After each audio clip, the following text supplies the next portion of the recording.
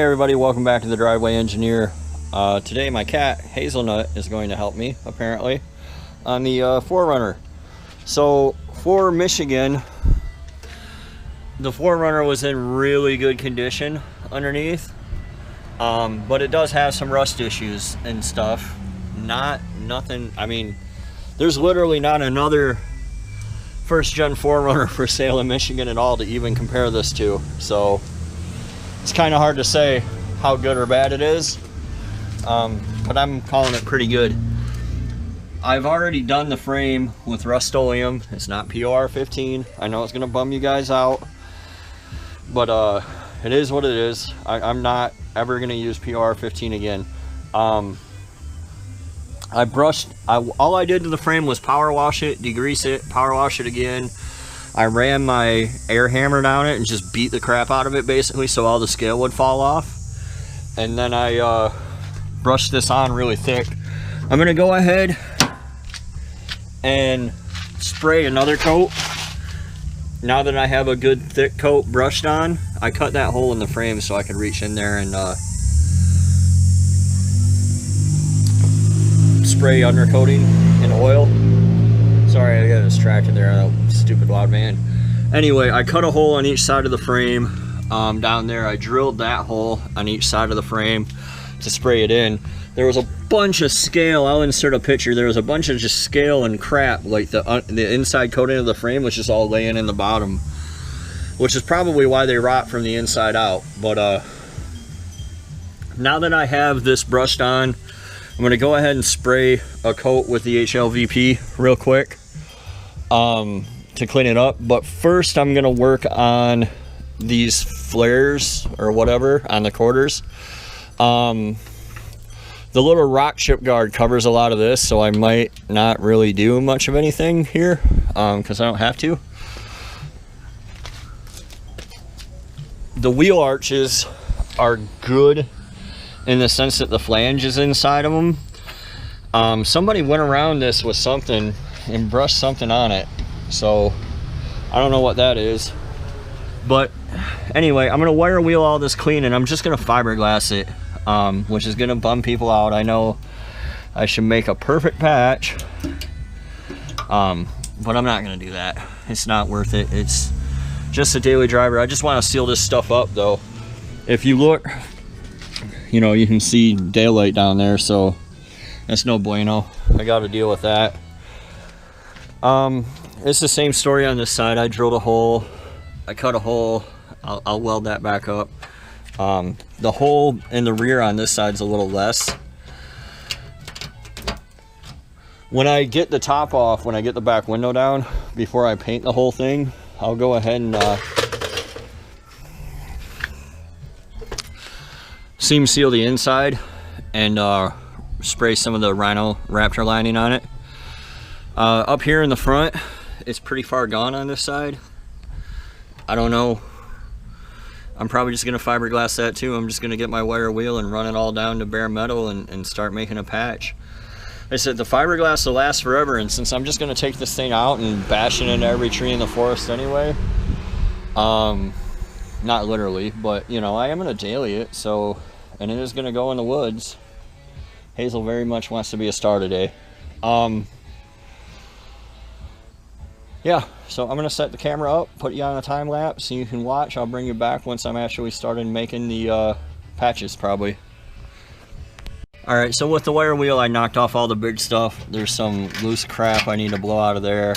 I'm gonna use a flap wheel. All this little flaky stuff, the little hangers, we're gonna get rid of them. Those aren't gonna help you. And you want a lot of clean bare metal around wherever you're gonna apply the fiberglass so it'll adhere nice. So I'm gonna get the flap wheel on there. I will probably get a cutoff wheel. I'm gonna cut like this section out because this isn't doing nothing for you. So I'll bring you back when it's all trimmed up and cut.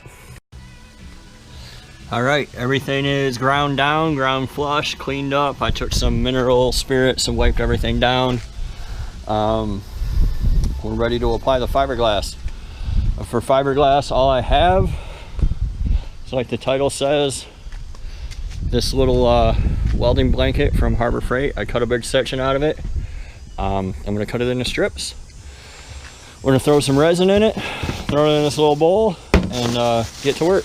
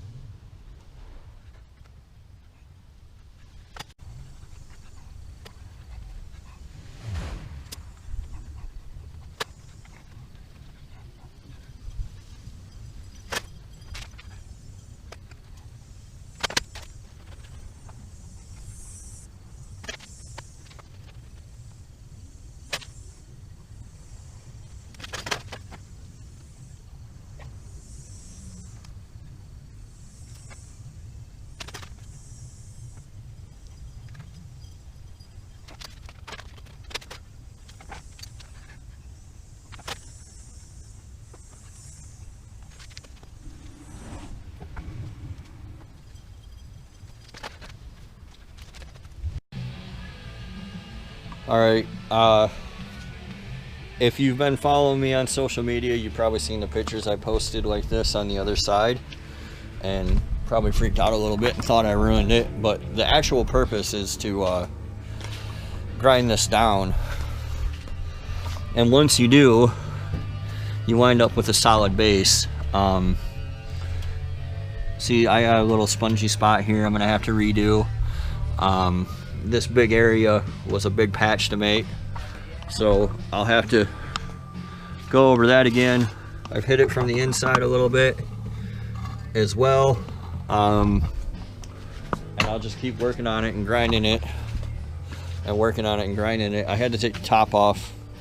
I had these two spots up here. Somebody filled this one with Bondo somewhere along the way, so I'll patch those. And it kind of sucks because you got to wait a couple hours. Like, we've all seen somebody that went and got the Bondo fiberglass patch and just like did this and left it. That's not my intention. So I'm gonna keep working it, keep sanding it, keep trying to get it back. I use clothespins to hold it up where I needed to. Looks like I'm actually gonna get most of them back. But yeah, it's a long process, it's a messy process, it's an itchy process, but it is a process and you gotta trust it. So we'll be back.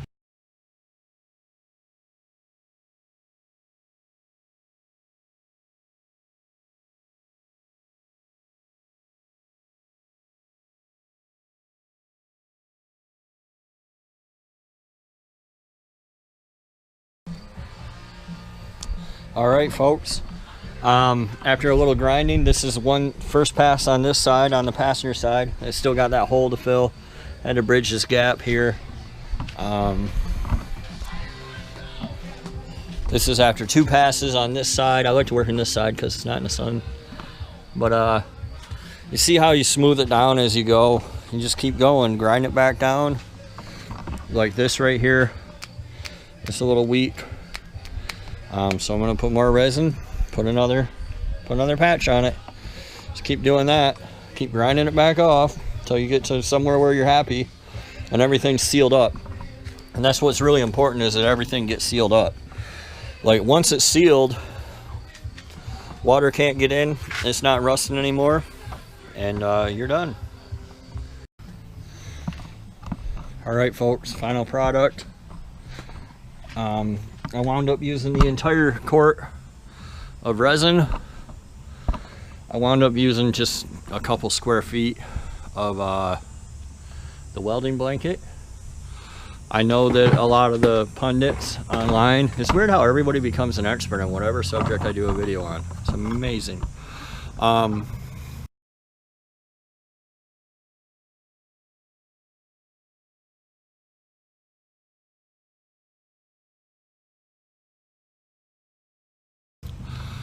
A lot of the pundits online are going to say that this isn't strong, it's not durable. I mean, it's not going to take a hit to a tree for sure, but it is strong enough. And more importantly, it's waterproof. Like you notice down here, I didn't do any Bondo or anything because I don't care.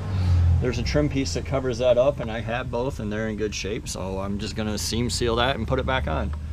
The holes in this are 100% sealed up, and the Bondo is not perfectly smooth, but that's okay because when I bedliner the thing, it's going to hide all that. I can go around and show you the other side. It's just more of the same.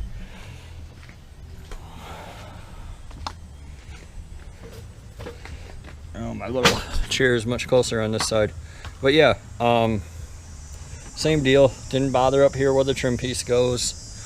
Smooth everything out back here. I'll seam seal it from the inside. I have some brush on seam sealer, and that'll be it. And again, strong. That's fiberglass.